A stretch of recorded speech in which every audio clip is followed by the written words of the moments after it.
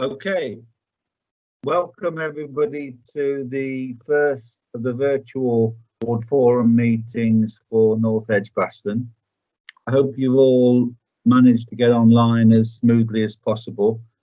Just be mindful, this is our first experiment in North Edgbaston and one of the first throughout the city for these virtual ward forums. So let's hope things go as smoothly as we all want them to do.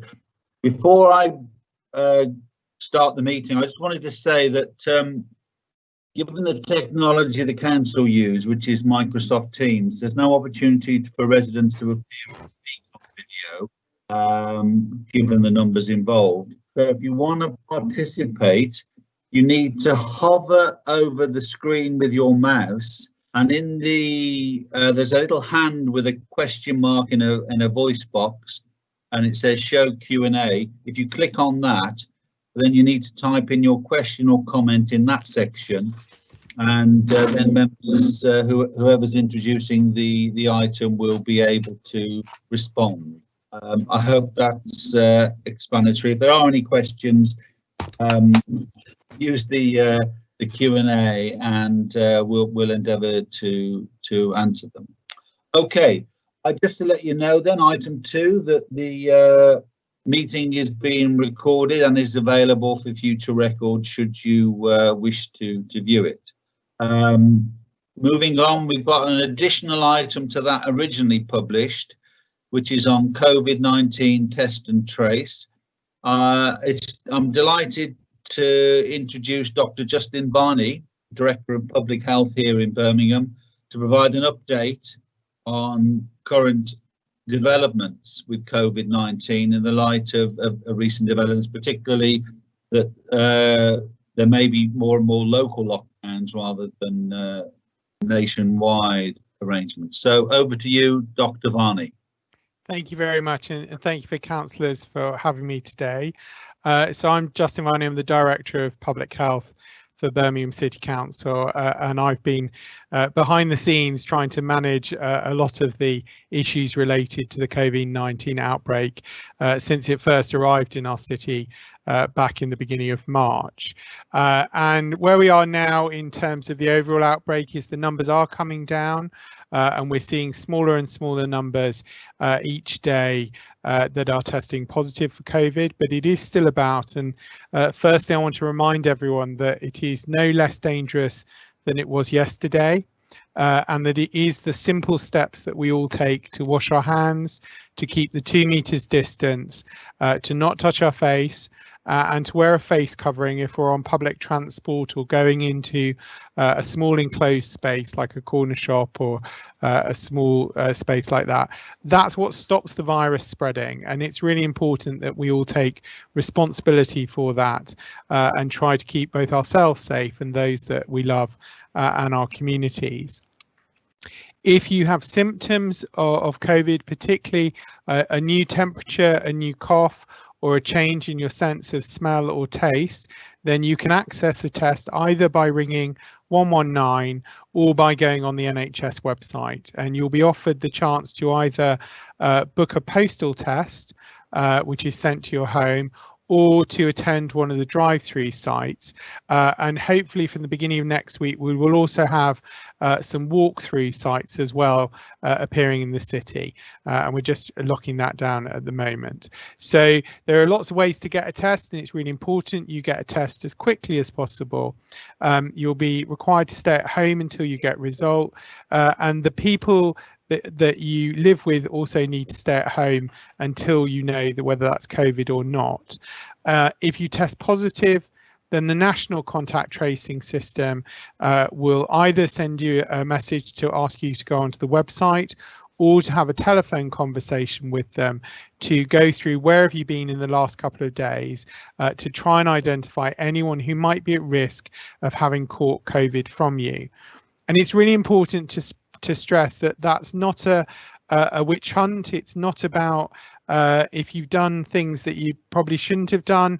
There's no judgment in that call. It is confidential. It's between you and the NHS, but it is really important that people engage with it, because we really need to know everyone who's at risk to try and make sure that we control the spread of this situation.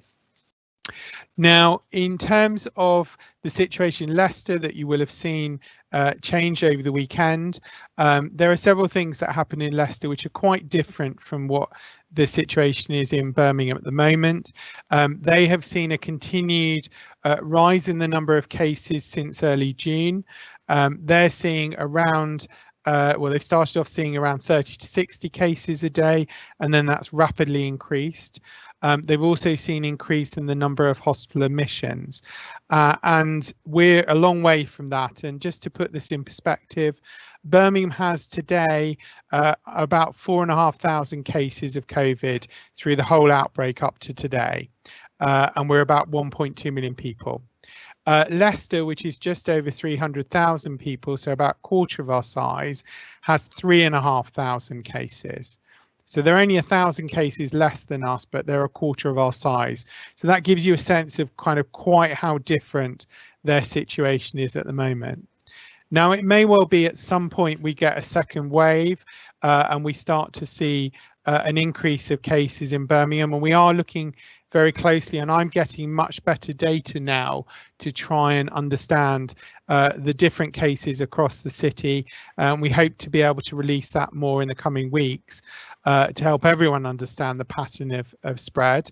But it's likely that if we do move into a situation like Leicester, that we would see not just Birmingham, but probably also some of our neighbours affected as well, because people live on the borders, and there's lots of going backwards and forwards between ourselves and Solihull, or with Sandwell and Walsall as well. So at the moment we're a long way from that, but COVID hasn't gone away, and it's a lot about what we all do over the next couple of days and weeks and months to keep each other safe through this.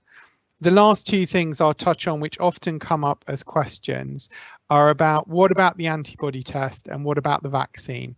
So first of all, antibody test. At the moment, we don't have good understanding of whether if you've caught COVID, you get the antibodies developed to protect you from catching it again. And there are some cases where people who've had very severe infection in hospital actually have no evidence of antibodies afterwards. So that's one of the things to keep in mind. The postal antibody tests are not effective, so please don't waste your money. It is important to wait until I think we've got better science on whether the antibodies protect you or not. And that's why there isn't a mass rush to looking at everyone getting the antibody test at the moment, because it bluntly doesn't tell you that much at the moment. In terms of the vaccine, there's lots of research going on around the world to try and find a vaccine that works. And if we do find a vaccine that works, it will then take about a year to manufacture enough vaccine and for that to be rolled out across the whole population. Like any other vaccine program, people will have a choice whether they use the vaccine or not. And it's also likely that we would prioritize it so that as we do with the seasonal flu vaccine, so we'd vaccinate NHS staff and essential workers, the people that are most vulnerable and at risk of dying from COVID, before we got on to everyone else. So that's the kind of process.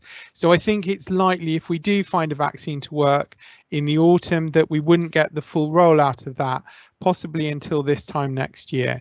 So it is going to be a period in which we all need to stay alert for at least another year moving forward. I'll just pick up before I finish, Councillor Rice, the question in the box around when I mean cases. So when I mean cases, I mean individuals who've tested positive for COVID. That isn't restricted to just those going into hospital. And as testing has increased through the postal testing kits, we in Birmingham have about 1,000 people who've tested positive so far through the postal and drive-through testing, and about 3,500 through the NHS laboratories. And that's a combination of testing in hospitals, but also the way that we approach testing in care homes in Birmingham, where we went a bit faster, a bit sooner, and worked with our NHS laboratories to do that. So a lot of our care home data is part of the NHS data rather than the postal kit data. So when I mean cases, I mean all of the number of people who've tested positive. So I hope that's a useful overview of the current situation. I've seen one more question come up in the box about how can we ensure people adhere to the guidance. Councillor O'Shea may want to add in on this, because obviously we've had a lot of this around parks over the last couple of weeks. You know, the reality is that the council doesn't have a huge amount of power to force this. The power to enforce the guidelines sits with the police, and the approach is very much one of education first rather than enforcement. And trying to remind people about the guidelines. And similarly, there is work going on with Transport for London about reminding people they should be wearing a face covering. That can be a scarf, it doesn't have to be a special mask while they're on public transport. And we are continuing to push out those messages through the communication routes that the council has to remind people. But it is what we each choose to do that will make a difference in terms of whether we see a second wave sooner rather than later. But I just might hand over to Councillor O'Shea to comment a bit about some of the joy we've had about this in the parks over the last few weekends. Thank you, Justin. Hello. It's been an ongoing problem for us in the park, so really throughout June. We had a number of unauthorised gatherings, unofficial raves, particularly in Sutton Park, over on the Lickies, Cannon Hill Park, but also across a number of other parks. We've actually just got a dispersal order put in place by the police on Sorrel Park in Erdington. That's gone in today, because there have been issues over there. It's been a problem across all of our parks. It has to be said, it's been a minority of people.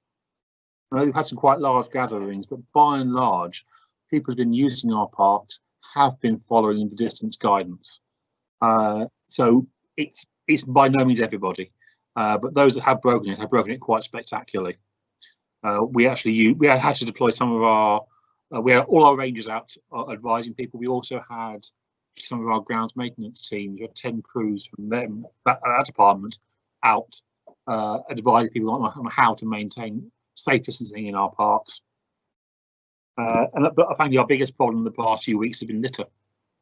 But we have got to the point now with distancing where it's a matter of people to take responsibility for themselves. We can't police it as a council. We haven't got the numbers of people to do it. It is up to you as citizens of Birmingham to make sure that you keep that 2 metre distance. And if you go below 1 metre, you wear an appropriate face covering or take other precautions. Okay. Justin, can you, the last question was, are we in a better position than other places like Leicester?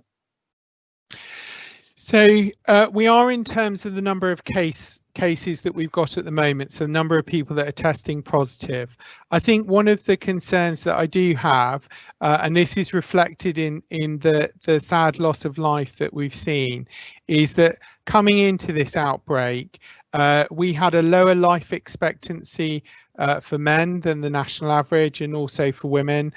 Too many of us are living with long-term conditions like diabetes and high blood pressure, and too many of us are carrying too much extra weight, and all of those things increase our risk of dying if we do catch COVID. So although the overall cases at the moment are good, I am concerned about how we all get ready for the next wave. And there's been a lot people will have seen sorry, in the media, particularly around the difference for different ethnic groups, and some of that is also about the different distribution of those conditions, and also how well they've been looked after by the NHS. So I'd really encourage people at the moment, now we're in this lull period, before we get to the next wave, really look at what can you do to improve your own health and well-being, to get on top of those conditions like diabetes, so that when the next wave comes, you're in the best possible position to face COVID if you catch it. We've got a window of time now. We didn't have that in March, so let's use it wisely. Okay. I think that's no more questions at the moment, Dr. Varney. So can I thank you very much for attending? And just for anybody, the people listening out there, if you have any queries about the problem of COVID-19, if you send them into Sharon and myself, we'll endeavour to find appropriate answers. Thank you very much indeed. The next item, I'm pleased to let you know that we've got Councillor John O'Shea, Cabinet Member of Street, Scene and Parks, who will give us a verbal update on one of our hot topics at past ward forums, which is, of course, refuse collection and litter on the streets of North Edgbaston. So, Councillor John O'Shea, over to you. Thank you, Councillor Rice.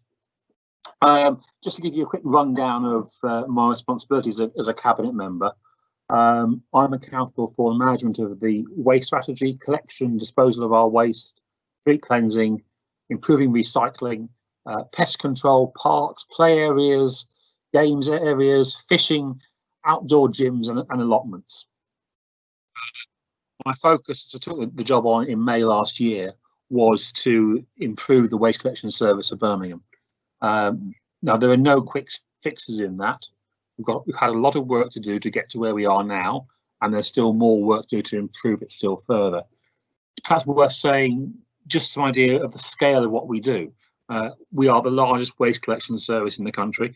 We handle something of the order of 2.5 million collections every single month. And over the course of the year, we will collect just shy of 500,000 tonnes of waste. And we also clean some 3,000 miles of streets. In parks, I've got 591 parks, open spaces, which is some 14 square miles of green space in and outside the city of Birmingham. 350 play areas and games areas, 11 skate parks, some 25, I think, outdoor gyms. Got 1 million trees. So there's 1 tree in our parks, every person in the city.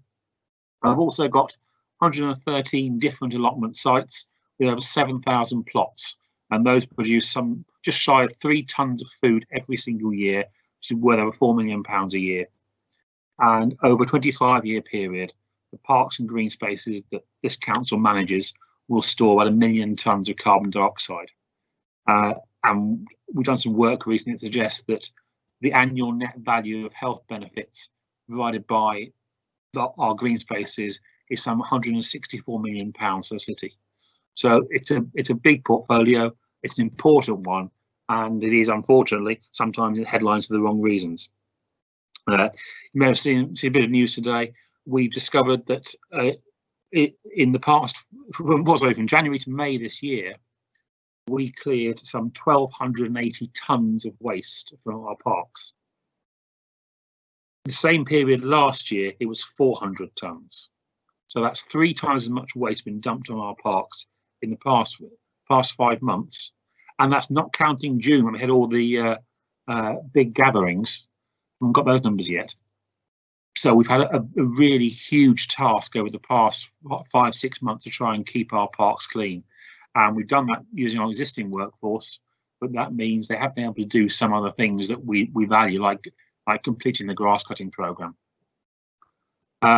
So really, I'm here to get your views and answer your questions, and it's over to you.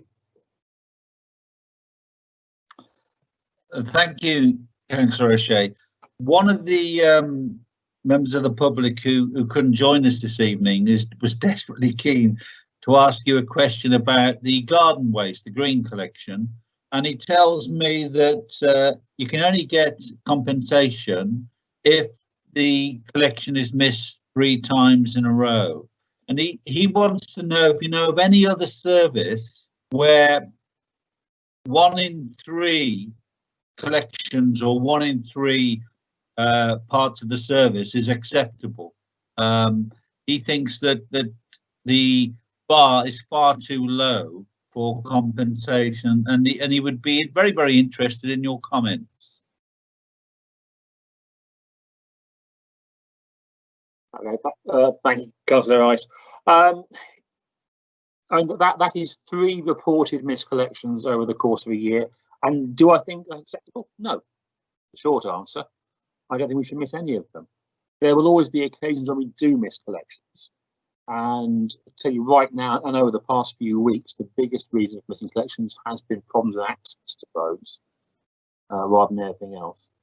But we do have to have a bar before we will consider refunds. That has been set at 3 consecutive reported miscollections since we started the service. So I'm afraid we're not going to change that. What we are going to do is make it work.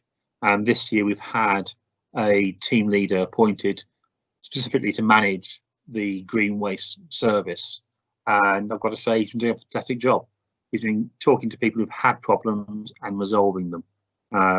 Even to the point we've given him a vehicle now, and if we get a particular issue, he'll go and fix it himself on the same day. So I'm content that we are getting the service better. It will never, ever be perfect. Nobody provides a perfect service anywhere in the country, but I want it to be reduced to the point where we can manage the problems, and we're getting there. But it has been a lot of work over the past year, and indeed before that. I pay tribute to the team that have been working alongside me, and also the crews out there on the streets who've been doing a fantastic job in the past few weeks, particularly because it's not a pleasant job. It's not an easy one. It's a very physical, very hard job.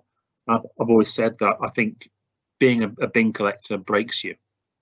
An awful lot of them don't get to retirement age while doing that job. But it is something that is so vital to the city. It's the one service that if it fails, we all know about it and we all see it. So we need to get it right and get it working, and we're certainly on that path. John, can you see there are some questions in the Q&A? Can you see them? Yep. Yes, you want to come back to me? Yeah, if you want to deal with them, please. Thanks. Anonymous, 7:19 p.m. Why do the rubbish collectors leave the bins strewn over the pavement, blocking pedestrian access? They shouldn't. Again, the short answer, they shouldn't do it. I suppose if you are doing the number of bins they are doing, they do make mistakes. If we have specific issues, come back to me. I'll take them back to the depot. We've got one asking about when we'll be able to provide the green waste collection service again. Hopefully very soon. We suspended at the start of the pandemic crisis, partly because we wanted to stabilise the service that we did have, but also because we didn't want to sell a service that we were concerned we might have to stop providing. And that's also a point worth making, that we've not reduced our service throughout this crisis. We had a full plan in place to reduce collections and combine collections to ensure that we maintained a service. We haven't had to deploy any of that. The crews have been absolutely solid in getting out there and getting the job done on a daily basis. So that's been great. Hopefully in the next couple of weeks we'll be able to put it back online to be available to buy again. We're just getting to the point where we feel happy that the service is stable enough to do that. And yes, it will be at a reduced price as well. Won't be charging the full price for the year. Where a consistent visual message about not littering and being proud of where you live, and how can we change people's attitude? That's from Jill Manley. Yeah, we had some extra money put into the budget this year to invest in litter prevention and tackling fly tipping. Unfortunately, the COVID crisis has put the mockers on for the moment, at least, on getting that rolled out. That should be going out probably in late summer, early autumn. We actually have some recruitment to do. I make no bones about it. I want to see more enforcement. I want to see those people, and they are criminals who fly tip on our streets, dealt with properly. And we can't pretend this isn't criminal activity. In fact, if we deal with probably the wards that are most affected, that's only 5 or 6 wards and cities that are really badly affected, we will reduce it by over half. And it is an issue of poverty that some of the poorest wards in our city are the ones that are worst affected. And it's not necessarily residents doing it themselves. It is professional fly tippers, professional criminals doing this. You know, if you pay a bloke 20 quid to take away your rubbish, it's not going to a proper waste site. It is going round the corner, somewhere like Viaduct Street in the middle of the city, where they literally drive up and fly tip vast quantities of waste. We are going to be putting more camera enforcement in place. We're going to be doing more enforcement work overall, and I want to see people fined for this criminal behaviour. But there's also a duty on us as citizens, again, not to do it, not to feed that machine. You know, these are not nice people. They're not some Arthur Daly bloke, one for the kids there, who's out there making a quick bob. These people are involved in very serious organised crime. They're often involved in people trafficking, drug dealing, and modern slavery. When we take their vehicles off the road, the vast majority of those vehicles are death traps, and we end up scrapping them. We had a bloke who dumped 11 tons of waste in Handsworth, and he was actually jailed for it. So we'll go after you, and we'll go after you for a maximum sentence. This bloke was jailed. He was already in prison at the time for armed robbery. These are not good people who are doing you a favour. They are criminals. They are polluting our city. And the message we need to put out very clearly is we're not going to tolerate it. If we get evidence, if people are prepared to come to us with evidence we can take to court, we will prosecute. There's no question about that. We will take things to court, and we will see them jailed, see them fined. We'll get their vehicles off and we'll crush them. But there is a cost to the city for doing that, and we don't get that money back. We don't see the fines that the courts impose. We get the costs from the court, but those costs also don't match up to our costs in prosecuting a case, which can be £30,000–40,000 to get a case through the Crown Court. So there is a cost city in pursuing that stuff. But we also need a campaign to try and change attitudes, and that is coming. Again, it's been delayed because of the COVID crisis, but we will get to that. David Gowson, talking about Ty's incinerator, produces air pollution and is burning a great deal of waste like food waste, garden waste or plastic, which will either be composted to produce biofuel or recycled. I mean, yeah, one of the things we will be doing over the coming years is shifting to a food waste collection.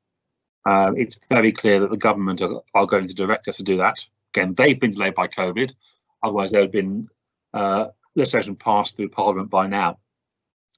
But they'll be directing us to do a food waste collection.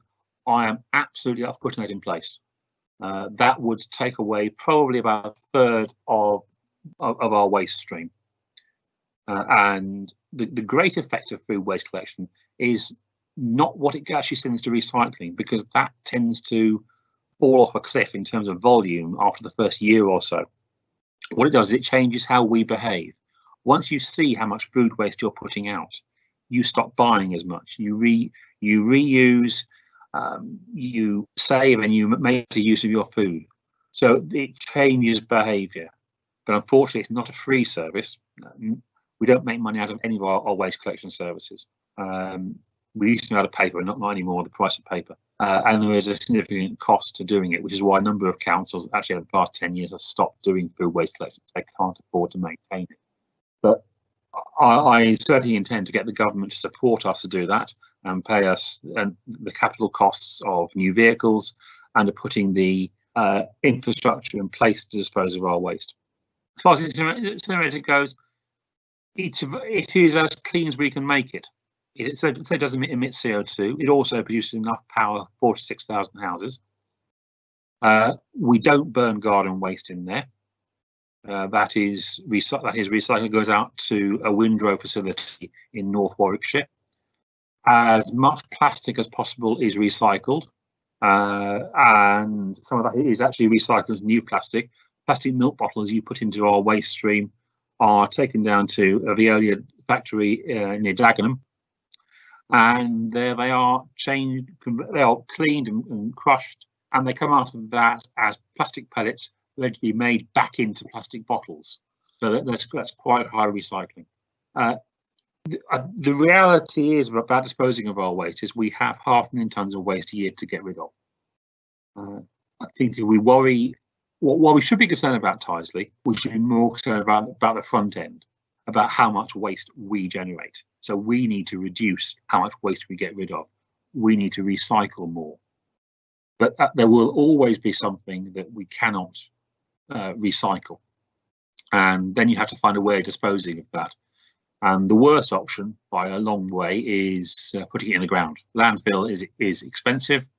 And at the end of the day, it will, when you landfill organic material, it will leach back out of the soil as methane, which is even more destructive gas than CO2. So we try and avoid that. We need to reduce how much goes into an energy recovery plant like Tysley, and that is the aim. When it comes to doing anything else with it, there simply isn't a system working at scale. And for the scale of Birmingham, we're talking a big scale, that I could have faith in to dispose of our waste in an alternative manner. And I've not seen anybody put anything forward as a credible alternative at this stage. Doesn't mean something won't appear, doesn't mean we won't be ready to do that. But right now, for domestic waste produced by councils, there isn't really much alternative. And if you look at even the sort of top recyclers in Europe, like Germany, a lot of their waste that is not recycled goes into energy recovery. So it is probably going to be a part of the waste disposal strategy for some time to come. But I would like to move away from it. I'd like to make better use of that. But I think we have to be realistic about what we can do as a service.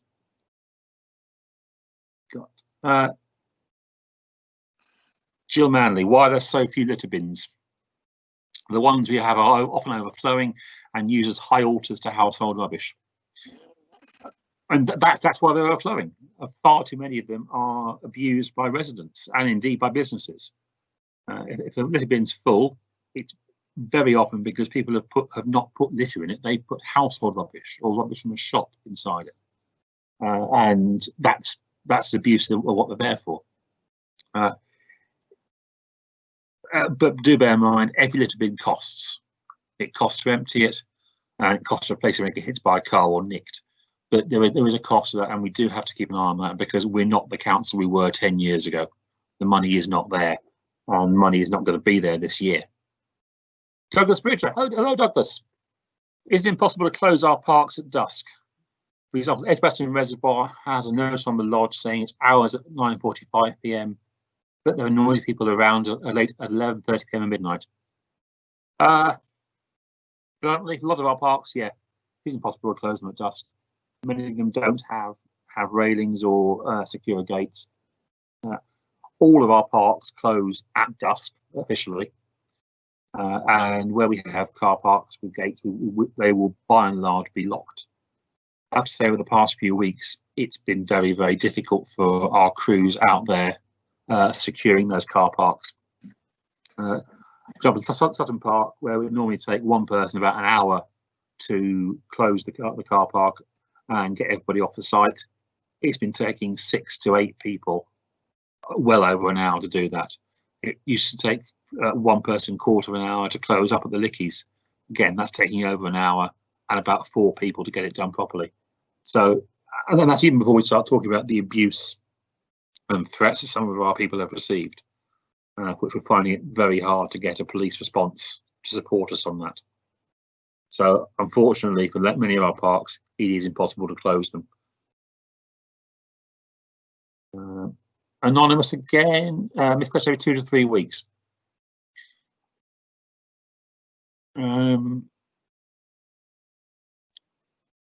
it is going to happen. I'm not going to pretend it never will.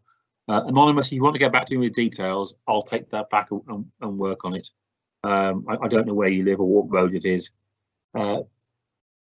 It can well be bad parking sometimes. I've seen photographs taken from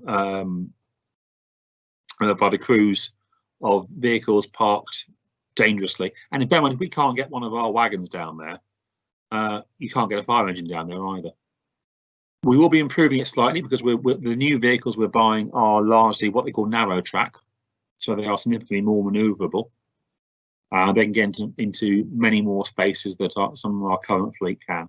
So we are paying attention to that, and the new fleet will cope with that much better. In terms of communications, yes, we've been trying to improve our online facility on that one. And I think actually, we try and report it online. It should now tell you if we know about it. You know, we'll know about that, about cases that we have missed, probably about lunchtime, if not a little bit before. So if you log on, you should be able to see whether we know about it or not at that point. We are trying to improve it still more, and yes, I'm up for that information out there publicly.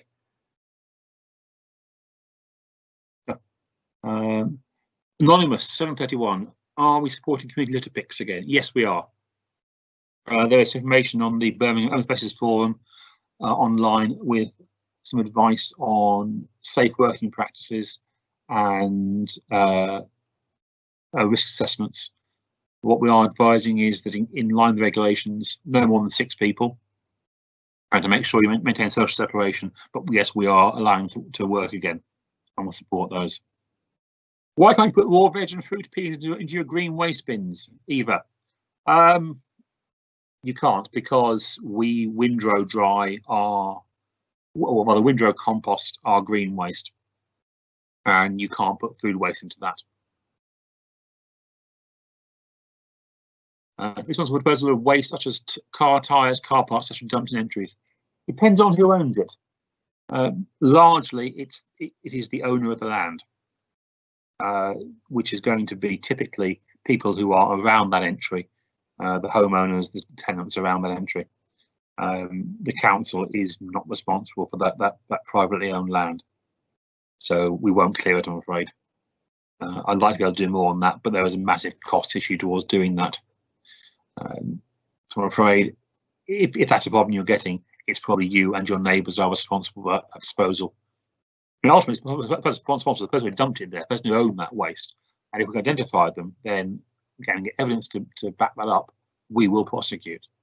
But by and large, most non-organic waste like car tyres and car parts, the council won't clear, I'm afraid.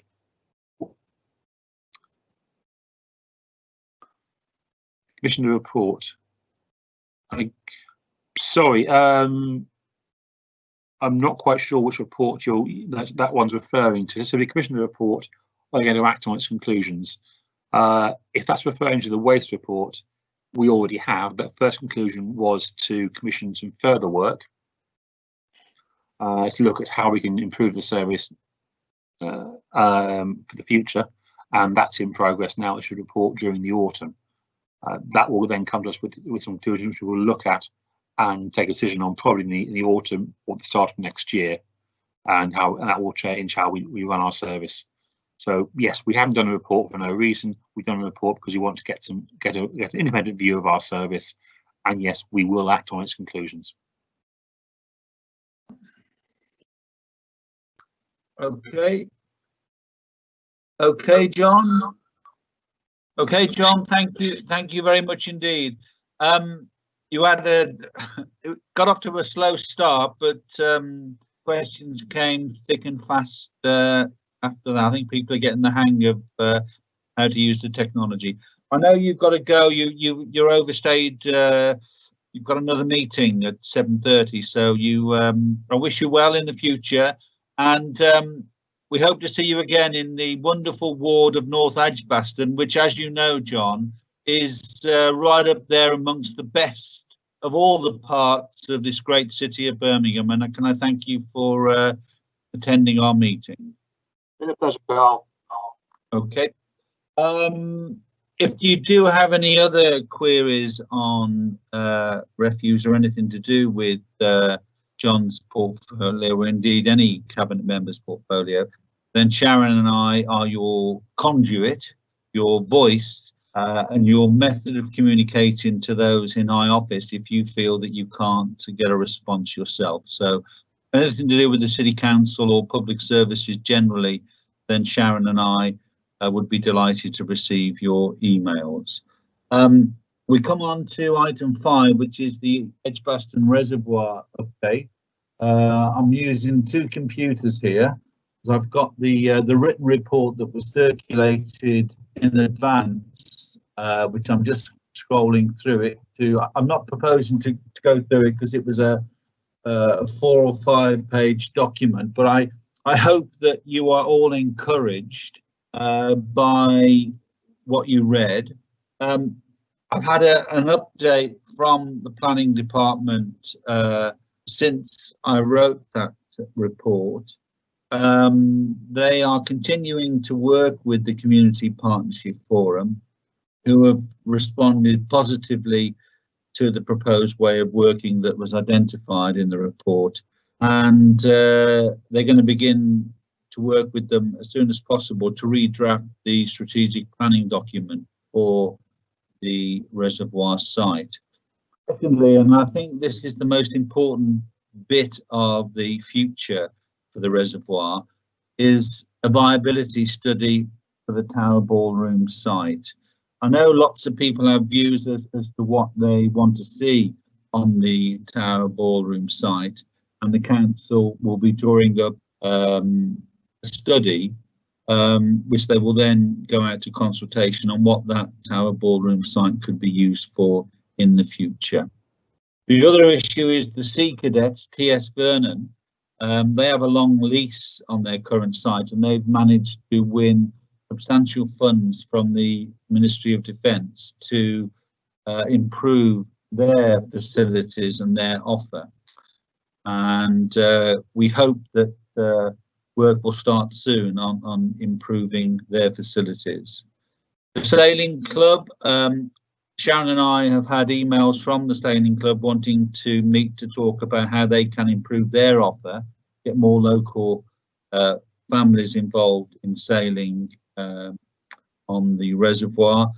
And as you know, they want to remain in their existing location for various reasons. One of the reasons, which shows you what a landlubber I am, apparently the prevailing winds mean that their current location, which is to the left of the dam, facing the dam from the Bottom Park Road end, is ideal for sailing. So that's why they want to stay. One of the reasons why they want to stay where they are.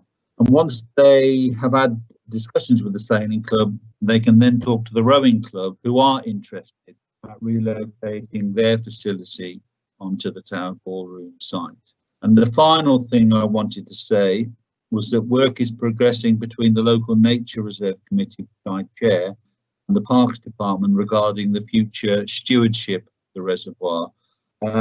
We hope to be able to commission work on updating the nature conservation management plan for the reservoir, and part of that brief will include the need to work with the local nature reserve committee and of course the wider community through the North Edgbaston Ward Forum. So I'm just looking now. No comments yet on the reservoir. Does anybody have any questions on the reservoir? I can't see any at the moment. I don't want to have too many pauses. Just have a look. Councillor Rice, it's Kate. There is a question from Jill Manley asking what a biophilic city is, as mentioned in the report. Do I mention that? Biophilic city. Yeah. Jill, you've caught me out. I've obviously used something from somewhere. I think it probably means that we are one with nature, I would guess, but I'll find out for you and get back to you. I'm sorry that I've used terminology that no one seems to, well, I'd know what it means. Okay. Are there anybody from the Community Partnership Forum of the Reservoir who wishes to comment or make? Oh, I've got another question from David Dowson. How tall will the flats be at the Tower Ballroom site? Well, if you remember the last time Countrywide Homes put in a planning application, I think it's probably more than 10 years ago. Local councils, local residents fought that scheme because it was too high and would have been detrimental to the wider environs of the reservoir. So I think that would be one of the key issues when we put together the future use of the site. There must be a limit on the height, the density of any building there, as well as ensuring that there is whatever's there is in keeping with the reservoir site and the rest of the local facilities. So rest assured, David, that Sharon and I will ensure that those sorts of issues will be adequately addressed during the consultation period. And we hope to have a presentation on the future of that site once a planning brief has been drawn up for consultation. Okay, Oster Street Play Park, that was taken out of the proposal. I don't know who put it in. If you remember, there was an outcry.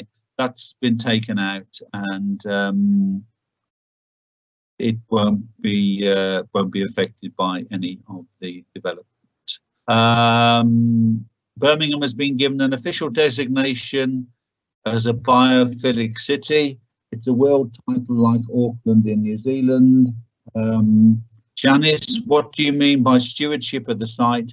Janice, what I mean by that is at the moment it's directly managed by the Parks Department, the Reservoir site, and there's been much interest in having a more local stewardship with local people involved in planning and managing the nature conservation aspects of the site. So that's what I mean by that, is to, rather than someone sitting in an office in central Birmingham deciding that the local nature reserve committee, which is made up of user groups, local residents and interested parties, will have a greater say in how the site is managed and if there is any investment, where that investment goes. So that's what I mean by stewardship. Will the towers planned for the Oster Street, Icknield Port, IPR corner be visible from the reservoir?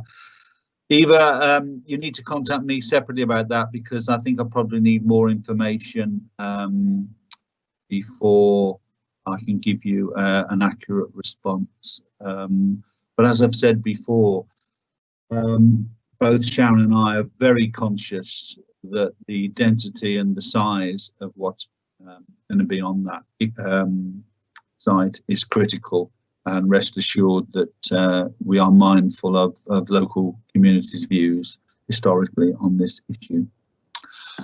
Okay, it is 10 to 8.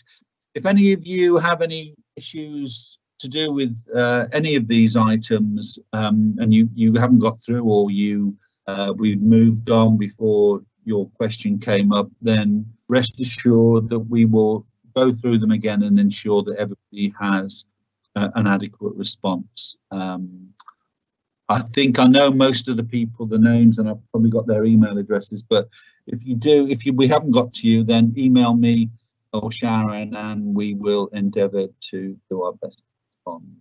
Okay, I'm keen now to move on to item 6, which is the new Article 4 directive, which came into effect last month. My ward colleague Sharon Thompson will introduce the report which was circulated with the meeting invite. So over to you, Sharon. Thank you, Carl. So Article 4 came live on Monday, the 8th of June, and that is citywide. The effect of the direction is that planning permission will be required to convert a dwelling house to a small HMO that accommodates between 3 and 6 unrelated people, and HMOs that are larger than that already needed planning approval under national legislation. There has been some questions about HMOs that have signed up whilst just before the deadline.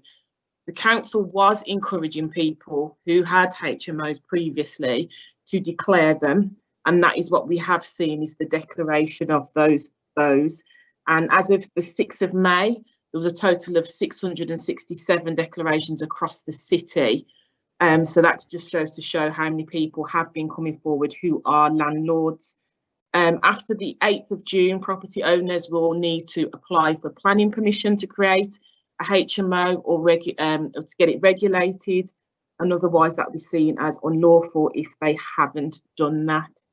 I think that's the key areas. I think in total there's been over 2,000 across the city, so that's a huge number. But again, I think it's just about making it clear to people that whilst we encourage people to declare existing small HMOs that we didn't know about before, we did that for a number of reasons. One was to help establish which ones do not require planning permission, and also to help us identify where they are across the city, and to make sure that we can look at density in areas where there's high concentration moving forward when the applications do start to come in. So I'm happy to take any questions if there is any.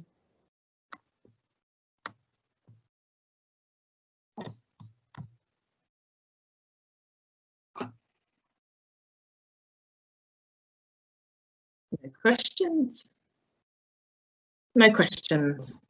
And just on the point of licensing, because one of the things that we did say in 2018, actually around the private rented sector, we was going to look at different types of licensing across the city when it comes to that sector. We have been looking at selective licensing, which is more about, which isn't connected to HMOs, but is around landlords. There are a number of good examples across the country, which includes Liverpool and Dagenham. The government have changed the criteria around that, which meant that it was much more difficult.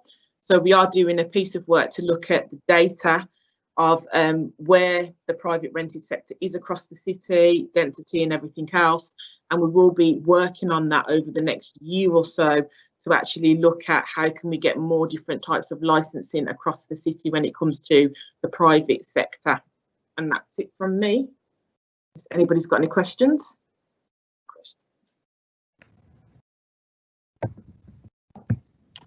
Okay.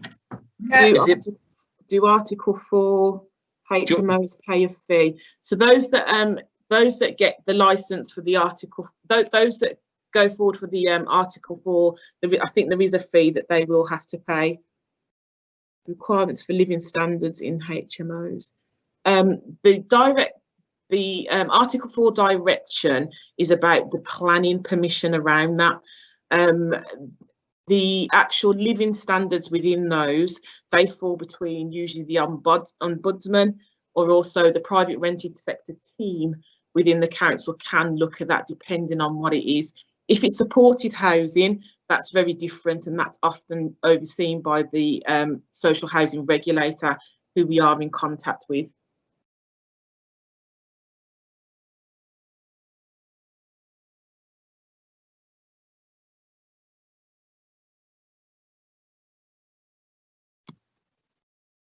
I don't think the question about why are we allowing unlawful conversions, we're not allowing unlawful conversions. If we hear of them, then we will if we hear that there's conversions there, then we will look into them.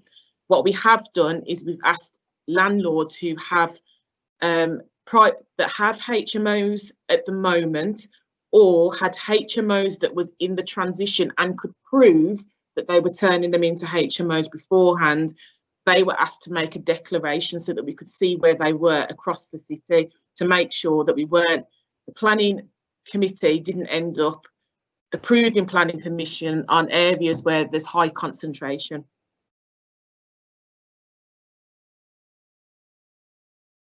And I think also the question, I think from Scott, around enforcement officers. We did put some money aside in the budget to look at enforcement and the private rented sector team because they're very small. COVID-19 and the money that's been spent on that has made things very difficult across the council, but it is something we are actually looking at.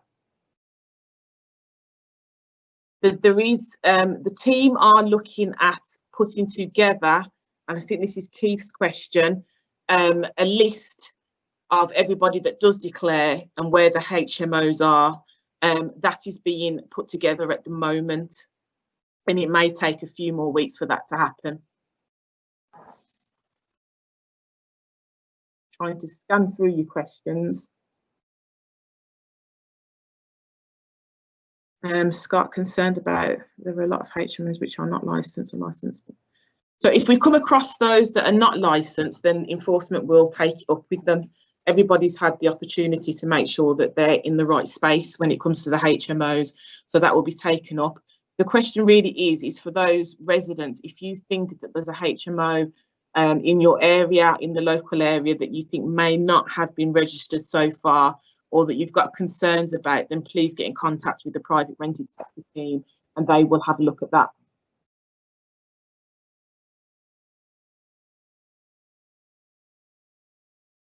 I think, Jill, I've just answered that question about the public register.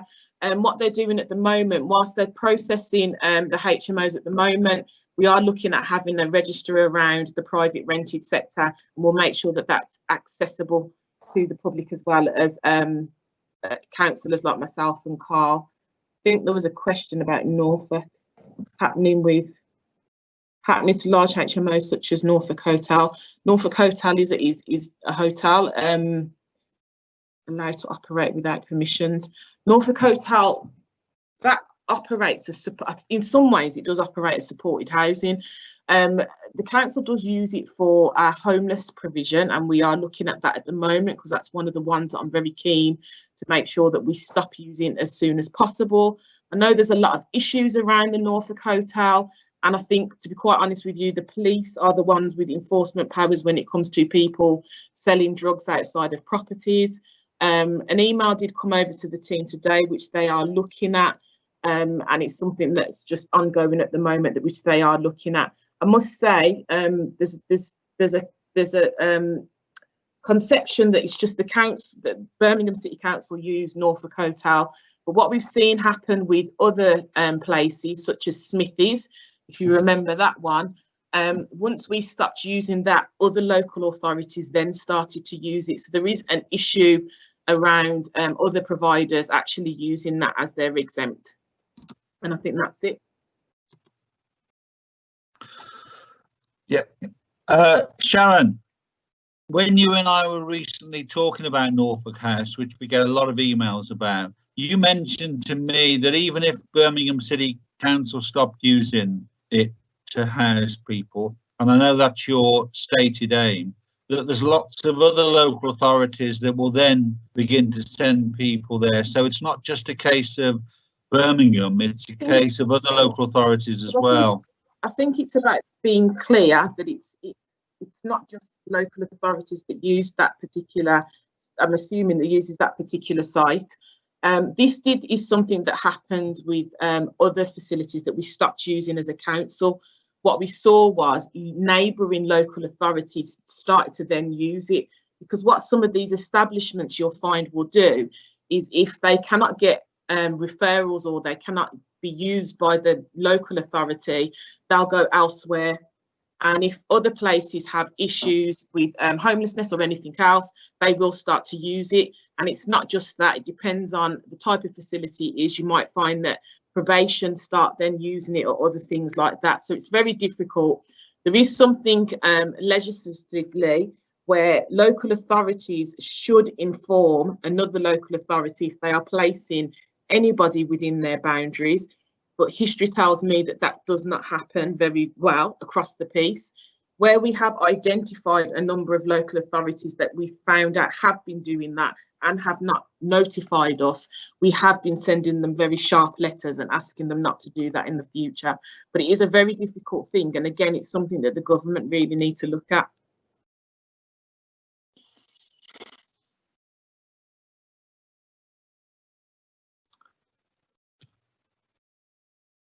Okay, thank you, Sharon. There's one question about planning enforcement. Sharon and I deal with an awful lot of planning enforcement issues. And I know some of you are very disappointed that even if there is a breach of planning next to you, you find that the council won't take action, that it's very much a civil matter between you and your neighbour, which I know is very frustrating for people, where people build extensions or have a change of use without the appropriate permissions. Something that we need to be aware of, and we are aware of as councillors, and we need greater powers from government to and resources to make sure that enforcement is properly carried out, so that people get the message that if they break the rules and regulations, whether it be civil or criminal, that they won't get away with it. At the moment, because of all the reductions in staffing at the City Council, we've got less and less people that used to do all the enforcement, whether it be with regard to litter, as Councillor O'Shea was talking about, or planning. So Birmingham is a great city, it's a big city, and we need to be appropriate resource to make sure that it remains a safe and clean city. Sharon, exempt accommodation. This is something that I always find it difficult to get my head around. I cannot believe that people can set up premises with very vulnerable people in them and not need any local permissions. It just staggers me, but over to you. I mean, exempt accommodation is it's a very difficult one, actually. So they don't necessarily have to tell us that they're setting up. You'll find that there's regulated exempt accommodation and unregulated exempt accommodation. The regulated is overseen, or the enforcement is overseen on that by the social housing regulator and also the housing ombudsman. What history has told us is that they are very reactive and less proactive. So what we are doing at the moment is we've been having, I've written to the chief executive of the social housing regulators, and we have meeting coming up again to discuss how we do the approach for Birmingham. Birmingham does have a high concentration of exempt accommodation. And again, this is typically where you see other local authorities will send their people into Birmingham, and if that exempt accommodation is not up to scratch, sometimes people fall out of the system.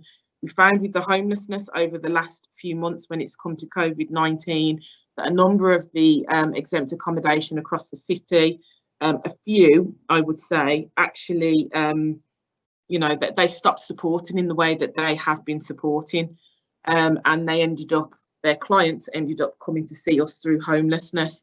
So what we are doing is we are reviewing the situation. So because it's such a big area, we've now managed to get more resource, which is not a huge resource because before it was only one officer, but another officer now will be supporting him on the work around exempt accommodation. And we can give you a more rounded update further on when we should get, when there's something more that we can feed back, which should be in a couple of months' time, when some of the work that Guy's doing gets underway.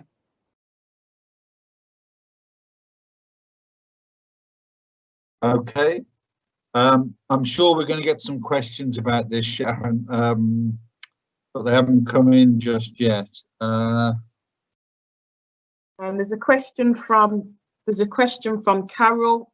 Will Birmingham be able to continue to house the homeless people in appropriate accommodation after COVID-19? When it came to the rough sleepers across the city, Birmingham reacted very quickly. We mobilised as COVID hit Birmingham. So we're quite pleased to say that we only ever had 2 infections throughout the entire homeless community, and that's those that were rough sleeping and also those who were in temporary accommodation.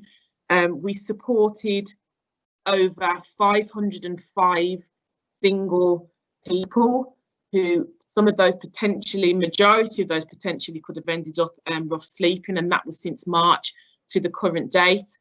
70 of those were put into a commercial hotel.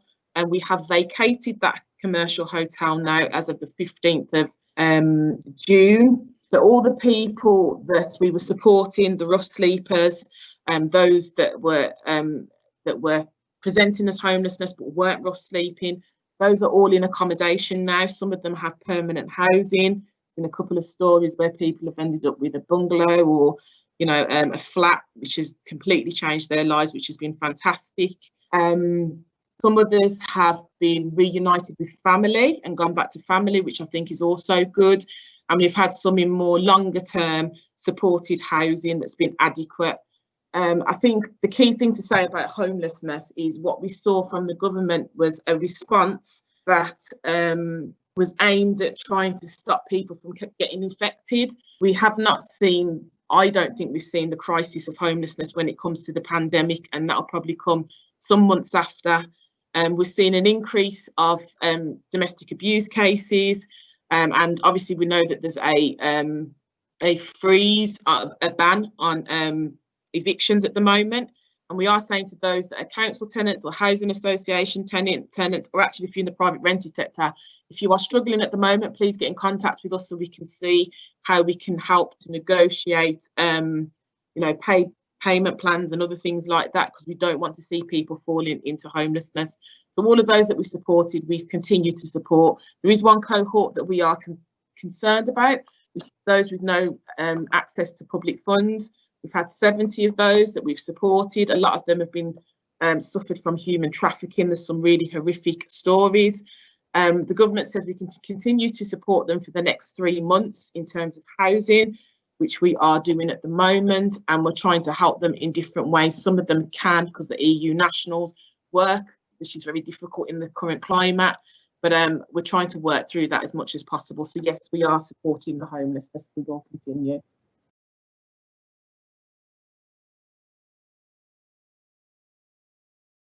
Why are there no limits on the number of temporary accommodations in certain locations? It depends on what you're calling temporary accommodation. So the Birmingham City Council, we have a couple of centres which we've got now that are for temporary accommodation, so that we don't have to use bed and breakfast. We're trying to reduce the number of bed and breakfasts that we're using because people can't cook and other things like that in those amenities. There are some temporary accommodation places that we do use, but I think sometimes people confuse some of them with supported housing, which is very different. And I think that's it. Okay. Okay. Am I back on now? Yeah. You never left, Carl. We saw you swinging around in your chair. Oh, sorry. Yeah, I've got a very small room that I'm in at the moment. I just wanted to add, Sharon, as cabinet member, you will know better than most that the real problem is that we just haven't got enough social housing in the city and indeed in the UK. Social housing provision has gradually, over the last 20 years or even more, has gradually been privatised, which is why we've seen such a rapid growth in the privately rented sector. And you and I get an awful lot of calls about landlords who just simply don't manage their properties and don't manage the people living in them like we do as a local authority landlord. That's part of the problem. People have invested in properties and made money out of letting the properties privately, yet an awful lot of them do not take their landlord responsibilities seriously. And we have got a privately rented sector team, but it's not as, it can only just scratch the surface really in terms of the issues that they have to deal with. Would you like to talk about that? Yeah, I think in terms of, I mean, the housing market is very difficult. I think probably 60% of that sat in the private renting sector. When you talk about rentals, the council does build council properties, but the government doesn't make it very easy for us to build in terms of the financial modelling. So we have to try and do mixed tenure in order to make the scheme actually financially viable. Now, Birmingham is the biggest council house builder in the country and the biggest social house builder in the region. And we've done over, I think it's over 3,000 properties, and we're well on our way through the 5-year plan for the next 2,000. But even then, that still feels like a small amount compared to the issues that we've got. So we're talking 15,000 people on the waiting list. You know, that's not really going to touch the surface. So there's a number of things that we are trying to do. Small, they're not massive things in terms of the need across the city, but we are bringing more empty properties back into use. So on average, we can bring back about 350 a year, which helps with the housing market. We're continuing to build. We've just through Cabinet, something that I've been working on for a while, managed to get approval for community-led housing policy in the council, which means that we can work very differently with communities and organisations that want to build or become landlords themselves in that effect for social purposes. So we're hoping that that will help to change things as well. But you know, nationally, we need more support in building more social housing. I think there's not much you can add to that really, other than that. Yeah. Okay. Thank you very much, Sharon. Carl, if possible, can I just update on a couple of other bits of the portfolio whilst I'm here? Of course you can. Okay, so some of you will know that I've also got bereavement services in my portfolio as well. And I think Justin really touched on the need for us to be really mindful when it comes to we're not out the woods of COVID-19. And the service was very pressured over the time because it's been, you know, it's been awful to see the amount of people that have sadly passed away. Registrations are now opening back up for births. So whilst in April, just to give a snapshot, but in April 2020, the service registered 2,200 deaths. Last year, April, they registered 800 and odd deaths. So that goes to show how much of an increase there's been. But since lockdown, we have had 5,000 babies born across the city. So the team are working very hard at the moment to get those registered across the city. And we are now opening back up for weddings as well. So if anyone was planning to get married, we are opening back up for bookings for weddings as well. So that is some nice news about the number of babies that have been born across the city. Okay, thank you. We've opened up before Worcestershire County Council because my niece is getting married in September. Is really worried that the registry office in Worcestershire is still closed and there's no prospect of it opening soon. So I'm glad that Birmingham's ahead of the game, Sharon. Well done. Thank you. Thank you. I'm sure there'll be other issues. We've got a big thank you from Scott for your contribution, Sharon, and support for some of the most vulnerable homeless people. Sharon really is the champion for homeless people in the city. Right, we'll move on to item 8, which is the Greater Icknield Masterplan. You're probably all wondering where Greater Icknield is, but if you look at item 8 that was sent out, you'll see a little map of the precise area that covers the Greater Icknield Masterplan. Sharon and I were lucky to have a presentation a few weeks ago, and I thought it was so significant because I like to think that Sharon and I, and indeed the residents of North Edgbaston, are largely responsible for this being set up. You will be aware that North Edgbaston Ward Forum has repeatedly expressed concern at the lack of a coordinated response to major developments in that part of the ward, including in and around Dudley Road. In particular, the building of the new Midland Metropolitan Hospital and the extra demands on transport infrastructure that will bring, as well as all the new housing initiatives in the Icknield Port Loop and indeed over the border in Sandwell, that all have a major impact on that part of the ward and the city. That's why it's great news that the planners have listened and responded by setting up a cross-border working group to agree a joint Birmingham Sandwell plan for the area called the Greater Icknield Master Plan. It's early days yet, but Sharon and I will ensure the ward forum is seen as an essential part of the community engagement process. Sharon and I haven't got much more to report today, but we hope to ensure that at least one of us serves on any steering group that's established to ensure that your interests, members of the public, the North Edgbaston interests, are kept in sharp focus when discussions are taking place. Sharon and I are aware of the key issues, but these can change over time. So again, we hope to have this as an item on future North Edgbaston Ward Forum meeting. I've got no questions on that. I don't know whether you wanted to add anything, Sharon? No, that's fine, Carl. Okay. Again, I've got no questions yet. I don't think there are. I'm just looking. No. You will be pleased to know that I've published, I hope you've all seen it, what biophilia means. I went on to Google. It is defined as the inherent human inclination to affiliate with nature, which is what I suspected. And biophilic design, which is an extension of biophilia, incorporates natural materials like vegetation, nature views and other experiences of the natural world into the modern built environment. So we hope that will be uppermost in the architects' minds when they design any future buildings on the site of the Tower Ballroom.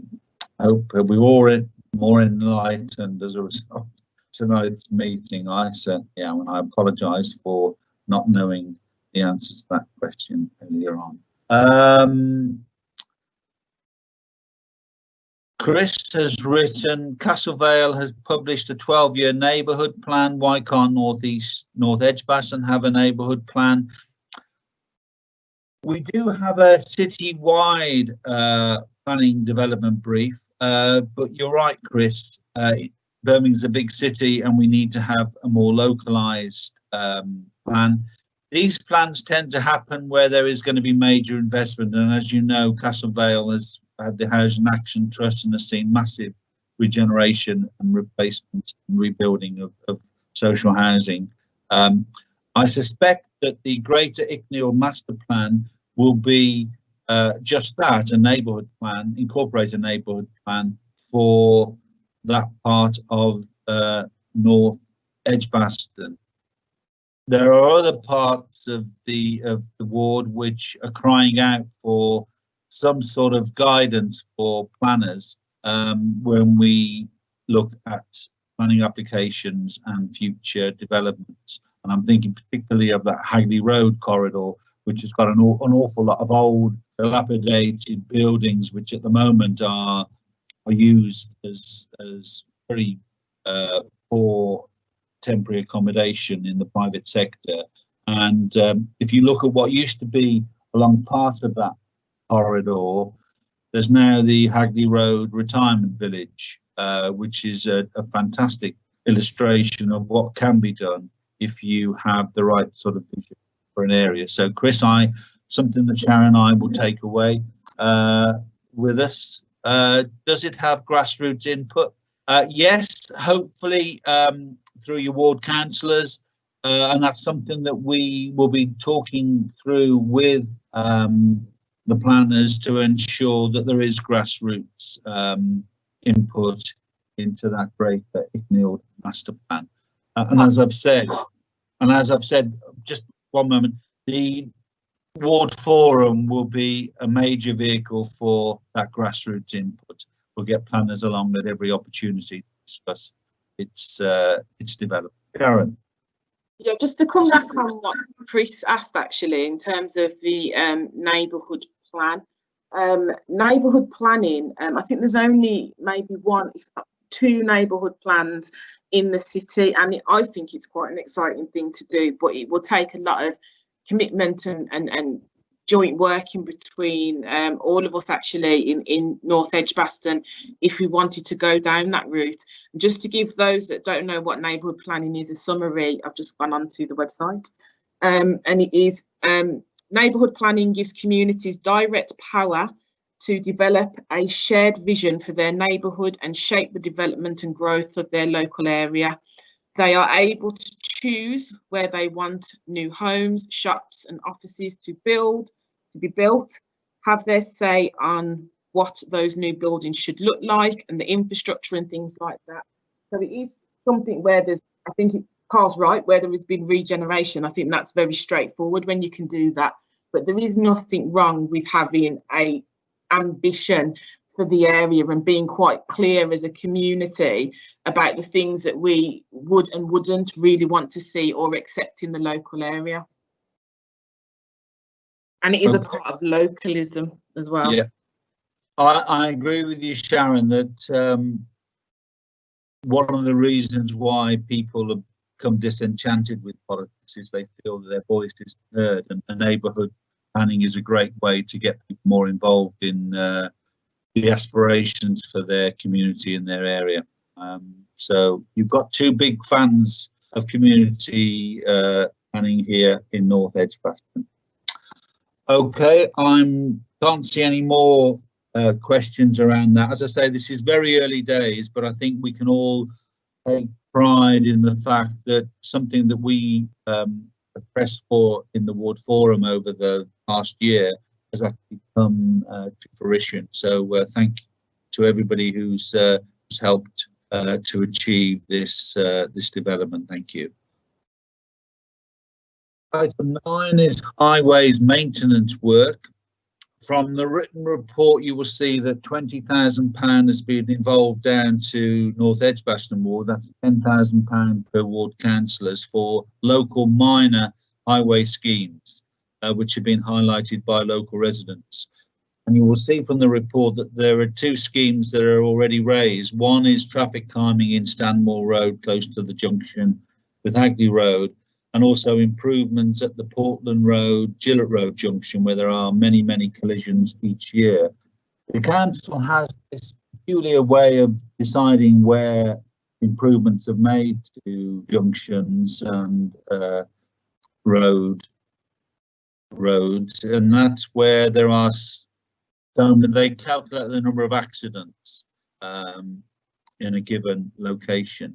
Problem is those accidents have to include injury to either pedestrians or drivers, and of course an awful lot of near misses happen. Those aren't taken into account, and an awful lot of accidents happen where there aren't any injuries, thankfully, but there is still major damage to property and vehicles, and it's something that I think we need to look at the way we collect statistics and decide where highways work needs to be undertaken. Anyway, to cut a long story short, we're asking for you to let us have details of any minor schemes, traffic calming, those sort of double yellow lines where you think there are improvements that can be made. It's not a lot of money, only £20,000, so it doesn't go very far. We have had one member of the public email me with a suggestion. He says the junction of City Road and Sandon Road is impossible for pedestrians to cross safely, and at certain times of the day, because the lights change so quickly, it's almost impossible to cross at all. And if we are wanting to encouraging cycling and pedestrians, then we need to make it safer for people to cross at busy junctions like that. He also mentions about the speed, the junction of Sandon Road and Hagley Road, and he wants pedestrian barriers to be erected to make it safer for pedestrians and to stop vehicles cutting across the corner of the pavement. So those are something we'll take away and discuss with the local highways officer. And Sharon and I are asking for your suggestions. You don't need to tell us this evening. We've got to let them know by the end of July. So if you can let us have your suggestions by Friday, the 17th of July at the latest. And Sharon and I want to emphasise we're talking about minor improvements, not major road schemes. We're talking about minor improvements that you think would benefit your area. And if there are things that are too expensive for the minor scheme, then email us anyway, because Sharon and I are always keen to know the issues that you have, and we can perhaps progress them through more mainstream budgets. So thank you. Carol has said the four-way junction at Dudley Road, Icknield Port Road needs serious improvement for pedestrians. Well, Carol, you'll be pleased to know that under urgent local concern, I'm going to raise the issue of Dudley Road improvement scheme. There is a scheme to improve Dudley Road, and there's been an awful lot of discussions about how it seems to be designed at the moment for vehicles, cars, motorists, rather than pedestrians and cyclists. But it goes up to that junction. That is it starts at Spring Hill Island by the Tesco and the Spring Hill Library, and goes all the way up to that junction at Dudley Road, Icknield Port Road. And I'm pretty certain that there's going to be major improvements, because the council's talking about compulsorily purchasing the garage at the corner of Dudley Road, Icknield Port Road, to improve that junction. And if they don't improve for pedestrians, then Sharon and I will go crazy, won't we, Sharon? Yeah, that's interesting. Pedestrian crossing at Lidl across Dudley Road. Yeah, that's also part of that Dudley Road scheme, Scott, and we'll take that back to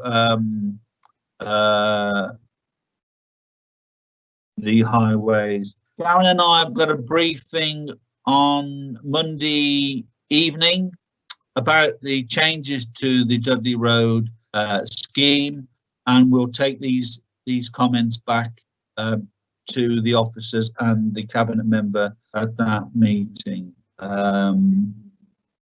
Okay, thank you for all your comments. Scott, in particular, you're very busy on the question and answer tonight, Scott, and that's great to see. Okay, so remember, any suggestions for minor improvements, Friday the 17th of July, email myself or Sharon. Now we come on to items of urgent local concern, and I've got 5 people have sent in comments to me, so please bear with me.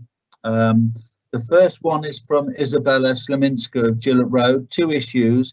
I can't remember this planning application coming in, but it was for a 5G mast on the footpath of Selwyn Road between Summerfield Park and the railway bridge, something that Sharon and I will discuss. There is a lot of concerns about 5G masts. A lot of it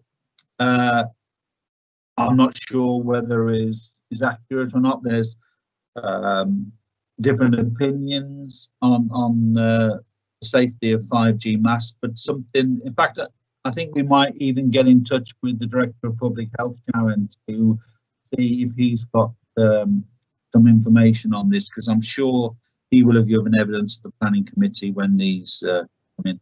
And interestingly, the second issue she raises is the lack of social distancing at Summerfield Park for football and cricket matches, something that Councillor John O'Shea raised, who's responsible for parks. We do have to rely on the sensibility and good sense of members of the public with regard to social distancing. I will get in touch with the parks person for the area to see if they can't ensure that people are aware of the need to maintain social distancing. If you have any comments on this or any other urgent local concerns for Sharon and I, then send them in as I read through these. The second one is from Mike Dyer of Station Road, Summerfield Park. Mike coordinates the Friends of Harborne Park or Harborne Walkway, Cycleway, and organises regular litter picks. He's looking to extend the initiative to Summerfield Park. I had a walk around with him a couple of weeks ago, and he wants to know if there are any potential volunteers to support the Summerfield Park proposal over the next 3 months. He says that people going out little and often means that they support the council staff who are employed there. There have been a lot of picnics in the area, and some people unfortunately do not take their litter home with them. So as well as organising the litter picks, we do need some education to ensure that people understand the need to take their litter home with them. Now we come on to the improved cycling and pedestrian facilities on the Dudley Road Improvement Scheme. Dave Garrison, I think I've had more emails from Mr. Garrison on this issue, Sharon and I, than more than most, and it's good that he is maintaining his pressure on behalf of cyclists and pedestrians for this scheme. As you know from the invite, we had hoped to have had Councillor Wasim Safar, the Cabinet Member for Transport and the Environment, for tonight's meeting to talk about the Dudley Road Plan. He can't come because he's at the Sandwell and West Birmingham NHS Trust, but he sent a statement which I'm not proposing to read out because it's detailed in the documents. What I would say is that the officer, Saeed Mansour, who's visited the Ward Forum to talk about this scheme on more than one occasion, has added to the Cabinet Member statement. He says, I've reviewed the statement from the Cabinet Member and would echo the fact that we are currently reviewing the scheme in line with the ETP, focusing on maximising walking, cycling and public transport within the scheme. And that will be completed over the summer period, following which the option will be shared. And as I say, Sharon and I have a briefing on the revised scheme this coming Monday, and we will ensure that the revised scheme will come back to the Ward Forum in the coming weeks and months. The next one is from Thomas Cantwell, who asked a question about the City Road Safety Scheme, which has been in discussions for many months. And we've got a statement from Tim Gibbons from Highways. He says that the City Road Scheme has in a way been impacted through the COVID-19 pandemic because part of his time has been allocated to the delivery of COVID-19 measures in the city centre and due to the overall impact on the construction industry. As with all highway schemes, the City Road Local Safety Scheme goes through a staged governance process to approve the scheme and its funding. It was presented to the Transport and Highways Group in May. Funding was approved in June, and the Transport Highways and Highways Board will hopefully give approval to the scheme on the 3rd of July, that is tomorrow. It will then be tendered, and Tim should be able to advise us when the works will start on site. So that's good news for all those concerned about speeding cars on City Road. And the final item of local concern is from Janice Bridger. Hello, Janice. She says that the Ladywood Police have suggested residents form a street watch group and walk around the reservoir site for a minimum of a couple of hours every month. They say this will deter the noisy party people. Now, Janice is very sensible and believes that this wouldn't work as the nuisance happens very late at night and is often in unlit parts of the site, which would make it potentially dangerous for the volunteers. She asks that signs be erected stating that it's a residential area, a site of local nature conservation and not an appropriate place for large groups. But Sharon and I will be having words with the Ladywood Police to make sure that they don't just suggest that people police the reservoir themselves, that they understand that it's a major open space facility in the ward, and they do have a duty to ensure that people living in or around the area feel safe from nuisance, harm and distress. So rest assured that we will be dealing with that. Okay, I'm just sorry that it's taken along, but pedestrian crossing needed on Dudley Road near hospital. Yep.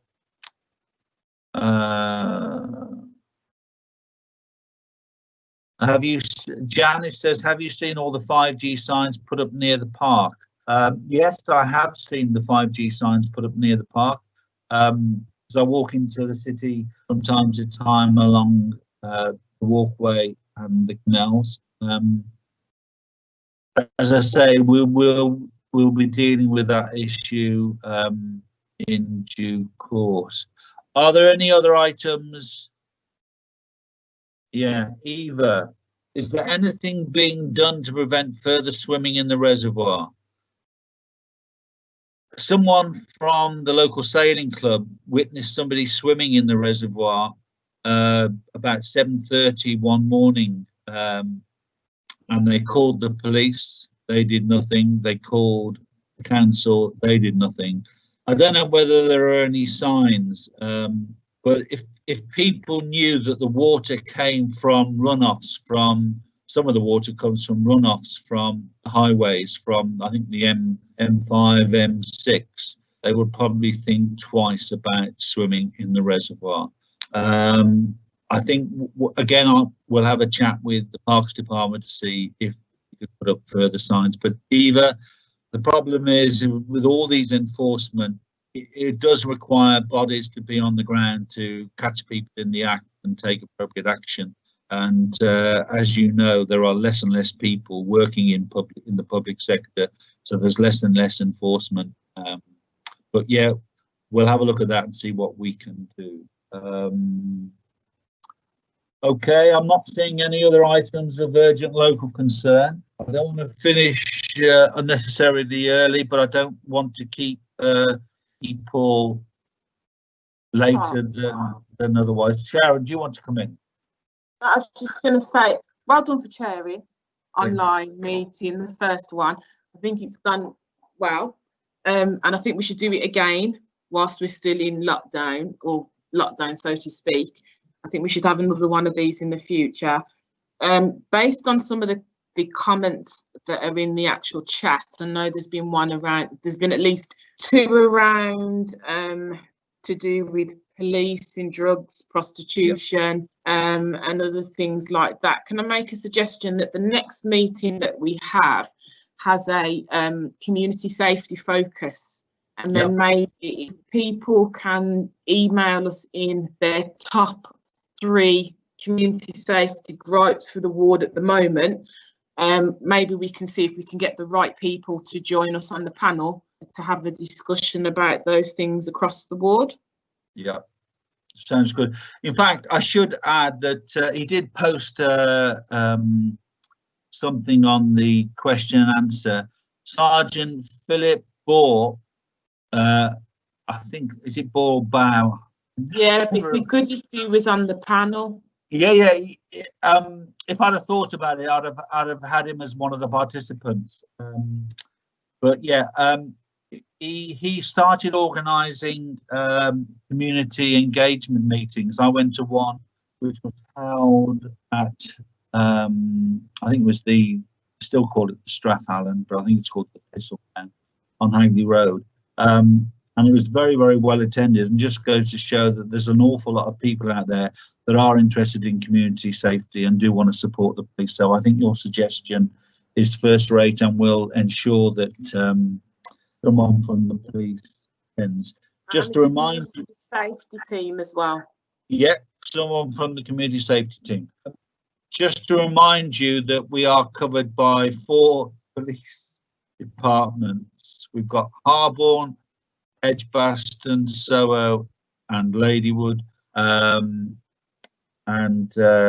we'll try and make sure we get one from the Edgbaston constituency side and one from the Ladywood constituency side, because they are different teams and they do respond differently to different issues, so we do need to ensure there is great consistency across the whole ward. Okay, it's Boff. It's Sergeant Boff.